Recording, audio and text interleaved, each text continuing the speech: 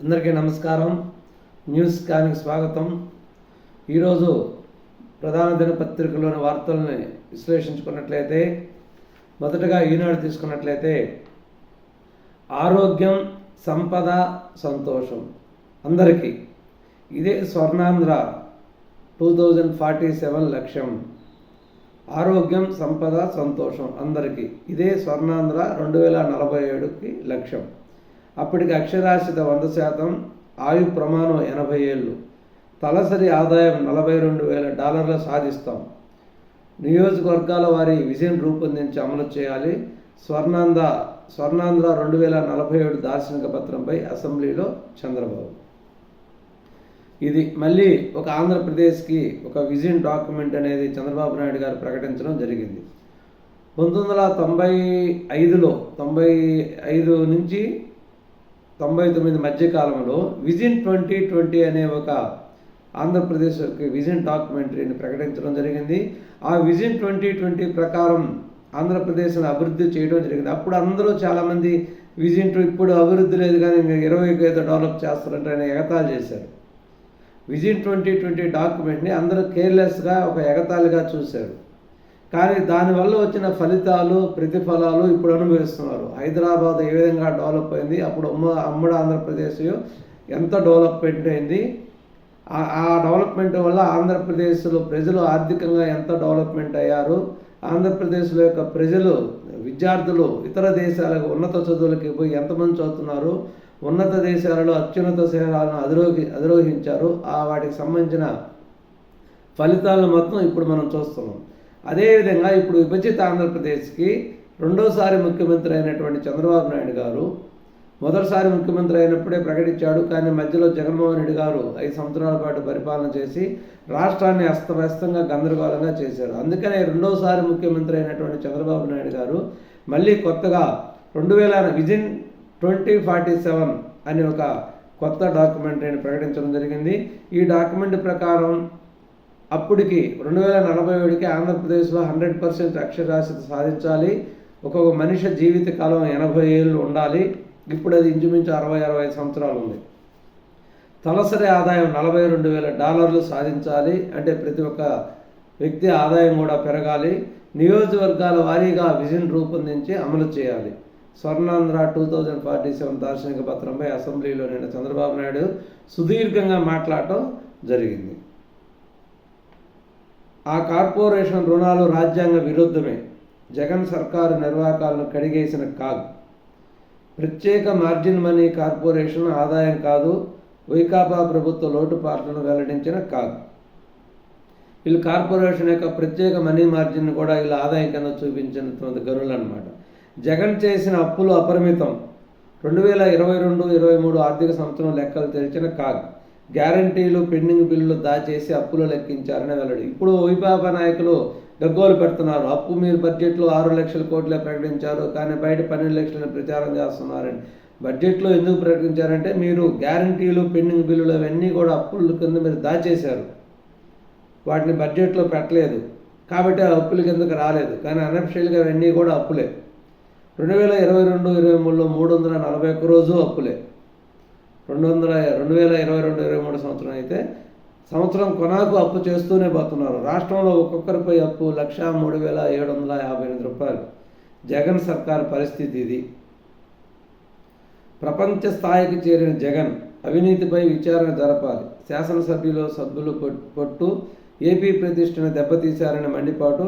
వాస్తవాలన్నీ తెలిసాక తగిన నిర్ణయం తీసుకుంటానన్న చంద్రబాబు. నన్ను అర్ధరాత్రి 1 గంటగా నిద్ర లేపి సంతకం చేయమన్నారు. ఏదో మతలబు ఉందనిపించి సంతకం చేయనన్నా. మర్నాడు కేబినెట్ ముందు పెట్టి ఆమోదించుకున్నారు. నాకేం తెలుసు దాని వెనక ఎంత జరిగిందని. సెకీతో ఒప్పందంపై అప్పటి విద్యుత్ శాఖ మంత్రి బాలినేని శ్రీనివాసరెడ్డి వ్యాఖ్యలు. అంటే అప్పుడు సెకీతో ఒప్పందం యాక్చువల్గా ఏదైనా ఇంత భారీ ఎత్తున ఒప్పందం జరుగుతుందంటే ఆ ఒప్పందం ముందు కార్యదర్శి స్థాయికి చేరుతుంది. ఆ కార్యదర్శి, అదనపు కార్యదర్శి చీఫ్ సెక్రటరీతో చర్చించుకొని, మంత్రితో కూర్చొని చర్చించుకొని, అనేక సీనియర్ నాయకులు, సీనియర్ అధికారులు, నిపుణులు అందరితో కూర్చొని చర్చించుకొని దీంట్లో మంచి ఏంది చెడు ఏంది అనే ఒక డిస్కషన్ జరిగిన తర్వాత దాదాపు ఇది ఒక 5-6 నెలల పాటు కొనసాగుతుంది. ఇంత తతంగం కనీసం 2-3 నెలలైనా పడుతుంది. ఇంత తతంగం జరిగిన తర్వాత ఒక ఒప్పందం చేసుకుంటారు. అదేమీ లేకుండా ఓవర్ నైట్ 1 డేలోనే ఈ సెకీతో ఈ ఒప్పందం చేసుకోవడం జరిగింది. 4 డిఎస్పీలు 4 ఒప్పందం జరిగింది. నెత్తురోడిన దండకారణ్యం. ఛత్తీస్గఢ్లో భారీ ఎదురుకార్పులు, 10 మంది మావోయిస్టులు మృతి. న్యాయశాఖ అధికారిగా ప్రతిభాదేవి. 4 డిఎస్పీలు 4 బృందాలుగా విచారణ. కల్తీ నెయ్యిపై వేగం పెంచిన సిట్. తిరుపతిలో కార్యాలయం ఏర్పాటు. 4-5 రోజుల్లో క్షేత్రస్థాయిలో దర్యాప్తు. ఎట్టకేలకు లడ్డూ సుప్రీంకోర్టు వేసినటువంటి స్పెషల్ సిట్ దర్యాప్తు తిరుపతి లడ్డూ కేసులో వేగం పుంజుకుంది. 4 డిఎస్పీలు 4 విభాగాలుగా విభజించుకొని 4 బృందాలుగా ఏర్పడి వేగంగా ఈ కల్తీ నెయ్యిపై దర్యాప్తు చేయాలని చెప్పి సిట్ నిర్ణయించుకోవడం జరిగింది. తిరుపతిలో సిట్ కార్యాలయం కూడా పెట్టడం జరిగింది.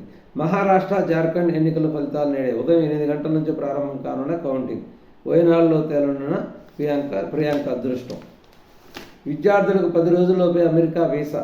చదువుకోవడానికి ఎంతమంది వచ్చినా స్వాగతిస్తాం. ఇంటర్వ్యూలో తెలుగు అనువాదకులను పెడుతున్నాం. యుఎస్లో చదివి స్వదేశంలో మంచి ఉద్యోగాలు పొందాలి. చలితో ఒక విద్యార్థి చనిపోవడం కలిచివేసింది. అమెరికా కాన్సులేట్ చీఫ్ రెబాకా డ్రామా వెల్లడి. ఇది ఈనాడు దినపత్రికలో ఉన్న ప్రధాన అంశాలు. అదే మనం సాక్షి దినపత్రిక కానీ తీసుకున్నట్లయితే నిజాలకు పాతరేసి నిస్సిగ్గుగా నిందల. అమెరికాలో ఆదానీ సంస్థపై అభియోగాలు నమోదైతే ఇక్కడ వైఎస్ జగన్పై విష ప్రచారమా? కేంద్ర ప్రభుత్వ రంగ సంస్థ సెకీతో గత ప్రభుత్వం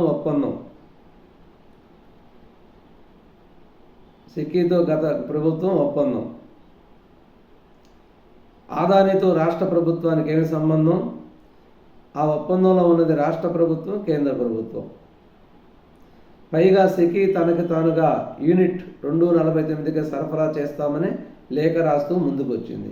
సెకీ ధరతో ఏటా 3,750 కోట్లు ఆదా. సెకీతో ఒప్పందం వల్ల ఇంటర్ స్టేట్ ట్రాన్స్మిషన్ ఛార్జీల నుంచి మినహాయింపు. గతంలో ఏ ప్రభుత్వం, ఏ ముఖ్యమంత్రి హయాంలోనైనా ఇంత కారు చౌకగా 7,000 మెగావాట్ల విద్యుత్ కొనుగోలు ఒప్పందం జరిగిందా? యూనిట్కు 249 చొప్పున 25 ఏళ్ల పాటు నిరాటంకంగా విద్యుత్ సరఫరా చేస్తామంటే ఏ రాష్ట్ర ప్రభుత్వమైనా కాదంటుందా? ఈ ఒప్పందం కేంద్ర రాష్ట్రం మధ్య జరిగితే లంచాలకు అవకాశం ఉంటుందా? కేంద్రం ఎక్కడైనా రాష్ట్రాలకు లంచం ఇస్తుందా? ఈ ప్రక్రియలో లంచాలు ఇచ్చేందుకు ఆస్కారం ఏముంది? పెద్ద గొప్పగా రాసిన సాక్షి పేపర్లో జగన్మోహన్ రెడ్డి గారు ఇక్కడ వాస్తవం తెలుసుకోవాలి ప్రజలు. ఒప్పందం జరిగింది కేంద్ర ప్రభుత్వ సంస్థకి, రాష్ట్ర ప్రభుత్వానికి, అది వాస్తవమే. ఎందుకంటే విద్యుత్ ఒప్పందాలు అనేవి విద్యుత్ కంపెనీలకి, విద్యుత్ సరఫరా కంపెనీలకి, ప్రభుత్వాలకి నేరుగా జరగవు. విద్యుత్ సరఫరా చేసే కంపెనీలకి, రాష్ట్ర ప్రభుత్వాలకి మధ్యలో కేంద్ర ప్రభుత్వం పెట్టినటువంటి ఒక సంస్థ ఉంటుంది. దాన్నే సెకీ అని అంటారు, సోలార్ ఎనర్జీ కార్పొరేషన్ లిమిటెడ్. ఈ సెకీ సంస్థ ద్వారా ఆదాని జగన్మోహన్ రెడ్డితో ఒప్పందం చేసుకోవడం జరిగింది. రాష్ట్ర ప్రభుత్వం అంటే ఎవరు? రాష్ట్ర ప్రభుత్వం అంటే జగన్మోహన్ రెడ్డే కాదా? అంటే ముఖ్యమంత్రిగా ఉన్నది జగన్మోహన్ రెడ్డే కదా. ఆదాని సెకీతో ఒప్పందం అంటే సెకీతో మీరు కొంటారంటేనే సెకీతో ఒప్పందం చేసుకున్నారు. సెకీ అందరినీ అడిగింది 249కి. ఏ రాష్ట్ర ప్రభుత్వాలు చేసుకొని ఉన్నాయి. కానీ ఆంధ్రప్రదేశ్ రాష్ట్ర ప్రభుత్వం సెకీతో 249 ఒప్పందం చేసుకుంటామని మాట్లాడుకున్నారు.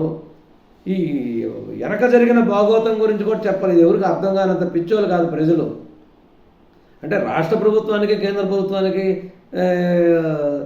ఈ ఒప్పందం జరిగితే జగన్కి ఏం సంబంధం అంటారు? ఇంకెవరికి సంబంధం? రాష్ట్ర ప్రభుత్వం, ముఖ్యమంత్రి ఎవరు? రాష్ట్ర ప్రభుత్వం అంటే ఎవరు? ముఖ్యమంత్రి కాదా? రాష్ట్ర ప్రభుత్వం అంటే ముఖ్యమంత్రి, మంత్రిమండలి. సంబంధం లేదని ఎట్లా రాస్తారు మీరు సాక్షి పేపర్లో? అసలు ఇది రాసిన వాళ్ళకు విలేకరు జర్నలిస్టుగా హక్కే లేదు. ఈ పేపర్లో ఈ న్యూస్ రాసినది జర్నలిస్టుగా ఉండే హక్కే లేదు. ఎట్లా రాస్తావు? అంటే అమెరికాలో వచ్చిన ఆరోపణలు ఏంటివి? ఆదానీ సంస్థ రాష్ట్ర ప్రభుత్వంతో చేసుకున్నటువంటి విద్యుత్ ఒప్పందాలు వెనక లంచాలు ఇచ్చారు. లంచాలు ఎవరికి ఇచ్చారు? రాష్ట్ర ప్రభుత్వ అకౌంట్లో జమ చేశారా? రాష్ట్ర ప్రభుత్వ పెద్దగా ఉన్నటువంటి జగన్మోహన్ రెడ్డికి ఇచ్చారు.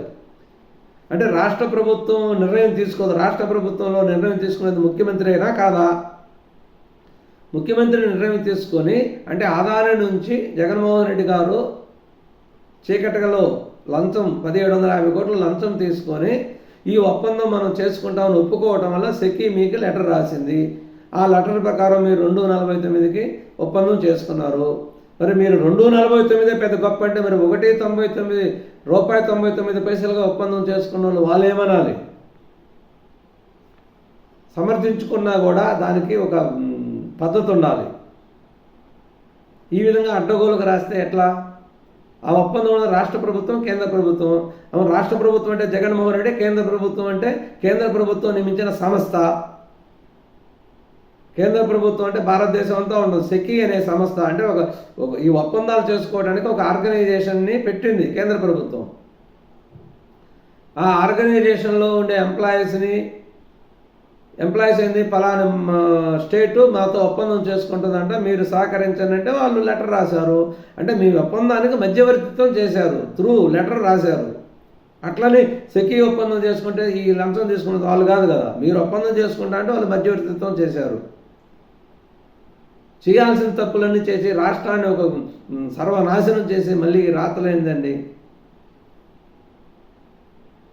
ఇది బాబు దుర్నీతి. ప్రజాస్వామ్య సాంప్రదాయాలకు కూటమి ప్రభుత్వం తిలోదకాలు. పిఎస్సి ప్రతిపక్షానికి ఇవ్వడం ఏమిటి? ప్రతిపక్షానికి ఇవ్వడం ఎప్పటి నుంచో వస్తున్న సాంప్రదాయం. వాస్తవమే, ప్రతిపక్షం ఇవ్వాలి. ఇప్పుడు అసెంబ్లీలో ప్రతిపక్షం ఉందా? మీరు అసెంబ్లీకి పోతున్నారా? ప్రజాస్వామ్య సాంప్రదాయాలు మీరు పాటిస్తే మీరు ఈరోజు అడిగేదానికి హక్కు ఉంది. ప్రజాస్వామ్య సాంప్రదాయాలు పాటించకుండా మీరు పిఎస్సి పదవి అడిగే హక్కు మీకు లేదు. మీరు అసెంబ్లీకి రాకుండా ఎగ్గొట్టారు. ప్రజాస్వామ్యం అంటే మీకు నమ్మకం లేదు, ప్రజాస్వామ్యం మీద విలువ లేదు, ప్రజల మీద గౌరవం లేదు, అసెంబ్లీ మీద గౌరవం లేదు కాబట్టే మీరు అసెంబ్లీకి రాకుండా ఎగ్గొట్టారు. అందుకనే మీకు పిఎస్సి పదవి పొందడానికి అనర్హులు. ప్రతిపక్షం లేదు కాబట్టి ప్రతిపక్షానికి ఎవరు ఇచ్చుకుంటారు? పాలకపక్షంలో ఉండే వాళ్ళకే ఇచ్చుకుంటారు. ఇది తప్పేం కాదు. ఇది ఈరోజు వార్తల్లోని ప్రధాన అంశాలు. మరొక ముఖ్యమైన విషయం మళ్ళీ కలుద్దాం. నమస్కారం, ధన్యవాదాలు.